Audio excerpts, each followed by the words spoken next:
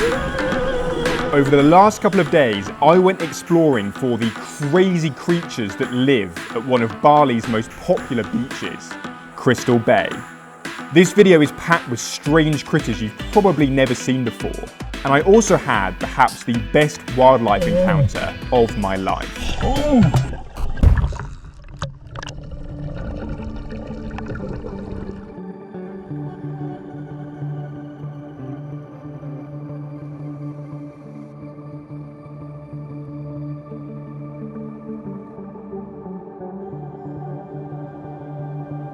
The shallows at this dive site are a mixture of sand and coral, and they are buzzing with life.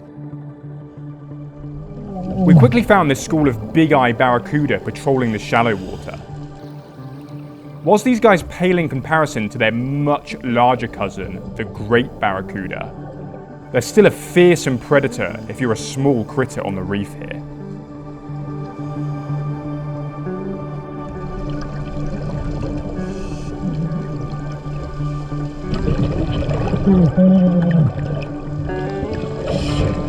Both man-made structures, like big mooring blocks, and natural structures, like these big bommies and acropora stacks, provide perfect habitat for a number of creatures.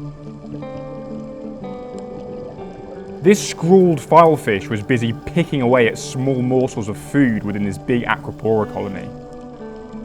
Some of the critters in the shallows, though, are less keen on being filmed.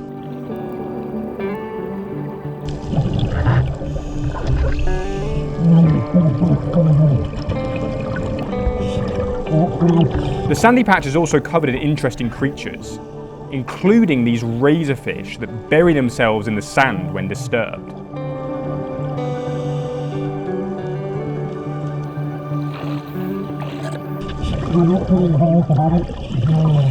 Now, one of the most iconic structures at Crystal Bay is this enormous bommy that nearly reaches the surface from about 6 or 7 meters down. This big bommy is home to a bunch of apex predators, from frogfish and stonefish to big wobbegong sharks. These bluefin trevally were all riled up and were hunting a school of small reef fish that were balled up underneath the bommy.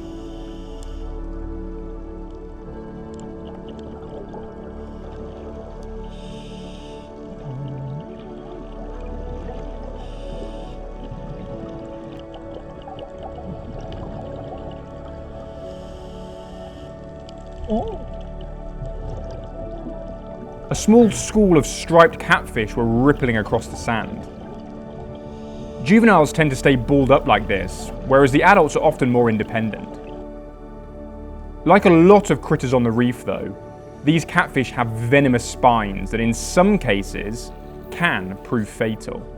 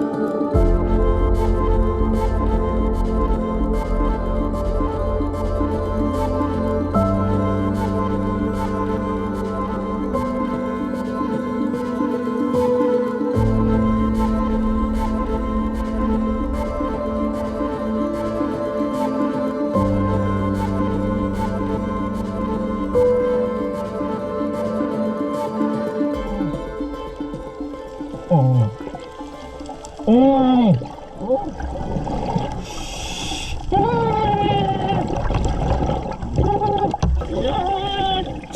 for those of you that saw my last macro hunt video, this species will look very familiar.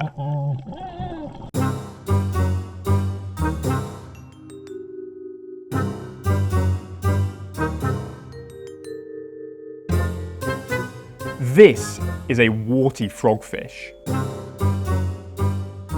You can see how this species has evolved to have skin that includes a patchwork pattern that blends in with the surrounding coral and rock.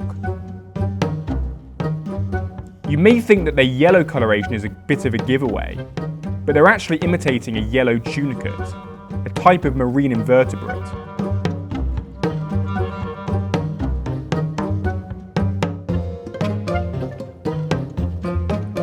Frogfish are anglerfish and use a lure to hunt.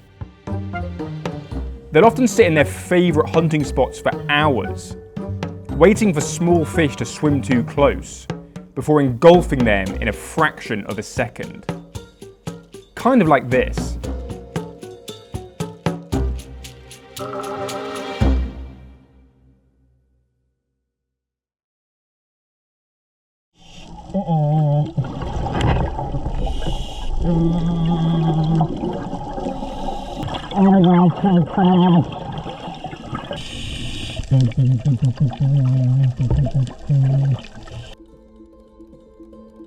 The ocean is an incredible, unpredictable place.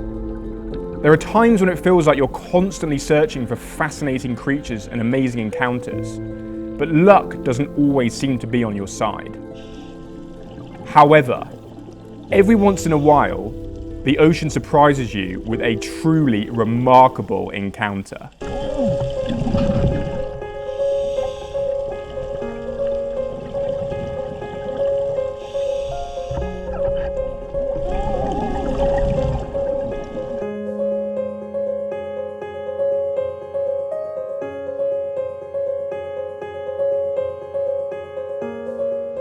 Guys, that was literally one of the best wildlife encounters I've ever had.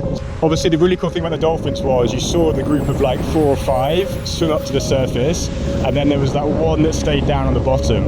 And when it went up towards the sunlight, that was like one of the coolest shots I've ever gotten.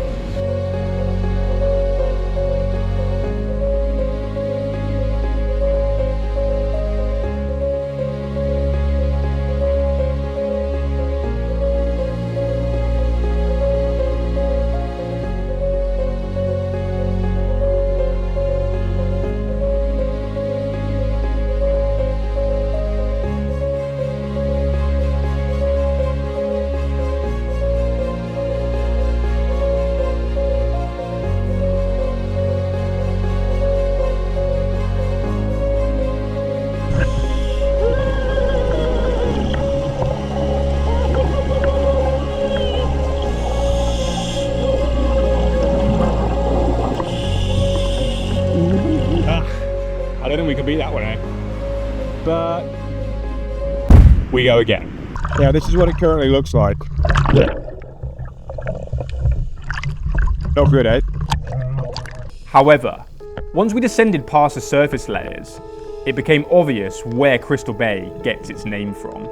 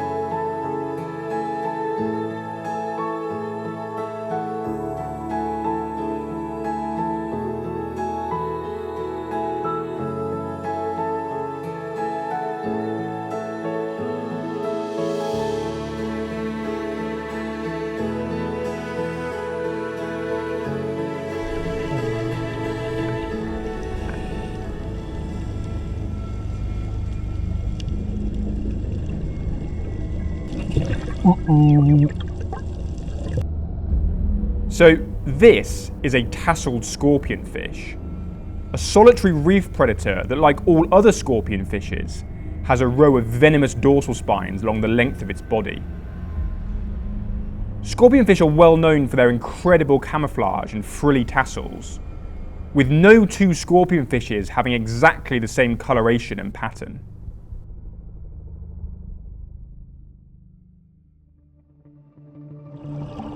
Now, on this dive, we decided to explore the large sandy patch that runs from the shallows to the deeper water. Although the sand may look barren, this wasteland is actually home to some fantastic creatures. These flounders can often be seen scuttling along the bottom, perfectly camouflaged against the sediment. Juvenile peacock razorfish can also be seen here, drifting around like leaves or pieces of weed in order to avoid detection.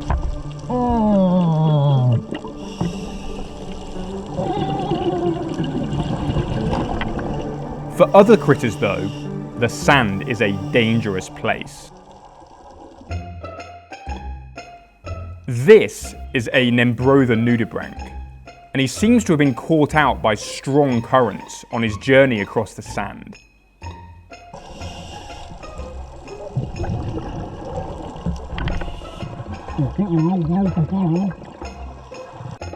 Like all Dorid nudibranchs, this nudie has a pair of rhinophores that it uses for detection, as well as frilly gill structures on its back called serrata that are primarily used for respiration.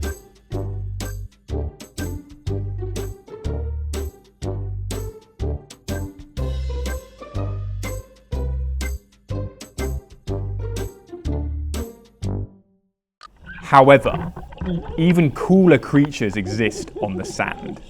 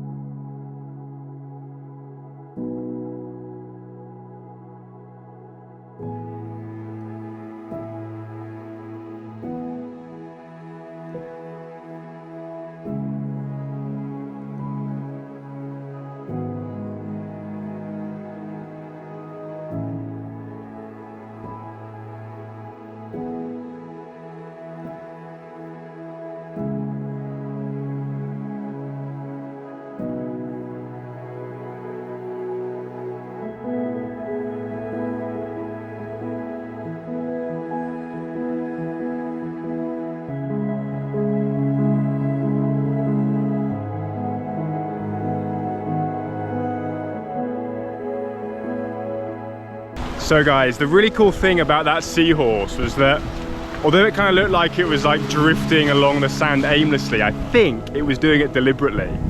And if you actually watch it, it kind of looks like a bit of weed sort of tumbling along the bottom. And there were a few occasions where it actually sort of like gobbled something up on the sand.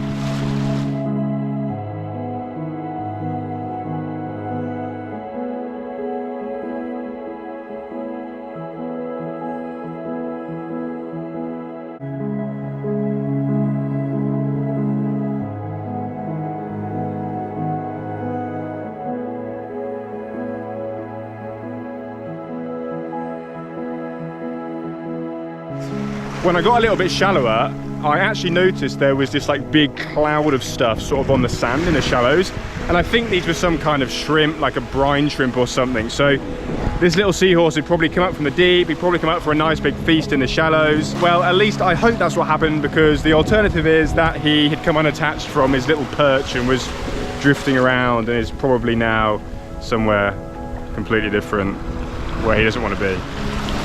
Who knows?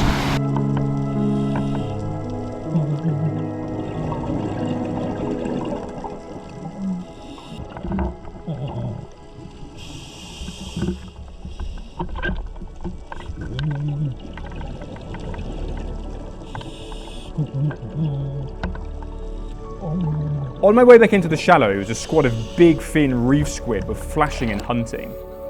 But typically, they didn't seem to want to hang around.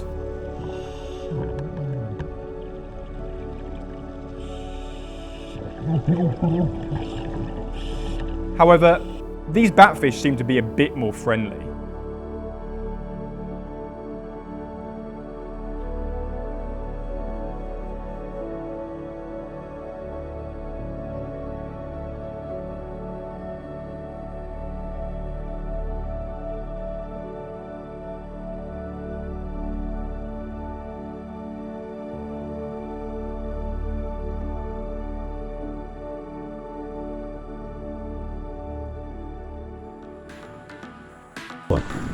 Hello, dog.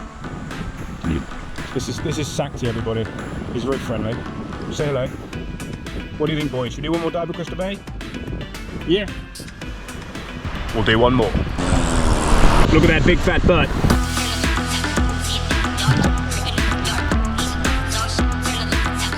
Guys, thanks so much for watching. If you loved this video, make sure to hit that subscribe button. And if you're in the mood for more, you'll probably like this video as well.